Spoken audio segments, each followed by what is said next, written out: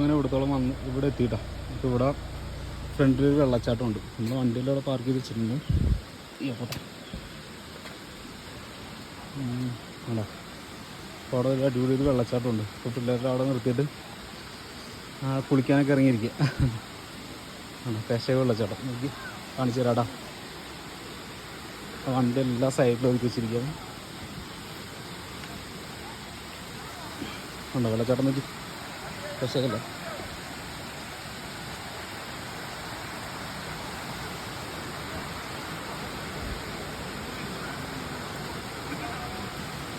ഉണ്ടോ പിടിച്ച് മുക്കി കളയുന്നു.